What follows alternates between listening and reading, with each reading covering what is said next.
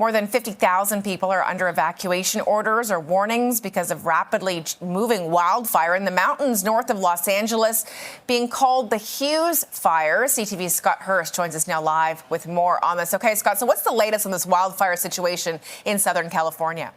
Good morning, Beatrice. Here we go again. The wildfire threat continues, and we're not out of the woods yet when it comes to the two other major fires that are threatening Los Angeles County. As you mentioned, this latest fire to erupt in size.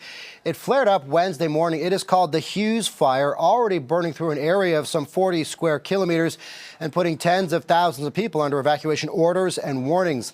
Let me set the scene here and tell you this is northern Los Angeles County along the border with Ventura County, north of where the other major fires are still burning, might I add, and a straight shot east of Santa Barbara. It is in an area known as Castaic Lake, a popular recreation area for boating, hiking, fishing. It is often less than an hour from downtown LA near the I-5 corridor, which is a major north-south connector through California.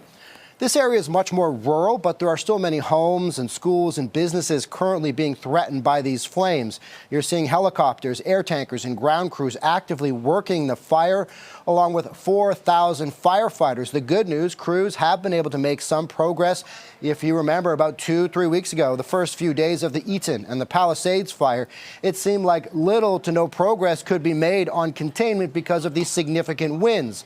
Winds are still a concern whipping up this inferno, but they have been able to continue to keep the air assets fighting the fire from above. Now, this is north of where the two other major fires are still burning. It's already about 14% contained, so Beatrice, promising of course, but still a lot of work ahead, but also some luck needed when it comes to the weather conditions too. Yeah, as you allude to, I mean, it's been a devastating few weeks around Los Angeles. What kind of toll, and I imagine it's a really heavy one, Scott, has this been having on residents, firefighters, people in that area? Beatrice, you can just imagine how emotionally charged it is right now, and also physically exhausting for residents who, lost friends and family, lost their livelihoods, lost their homes and businesses. And of course, many of these Los Angeles County firefighters are also residents as well. Even for California, which is typically has a longer fire season than many other areas in North America, this is unusually early. Southern California dealing with tinder dry conditions from the lack of any real rain for months now. Let's not forget, crews are still working to keep the fire lines contained closer to more populated areas. The Eaton and Palisades fire, which have already proven to be so devastating. The Eaton fire now about 95% contained. The Palisades fire about 70% contained. Overall, the firefight around the Los Angeles area now in its third week.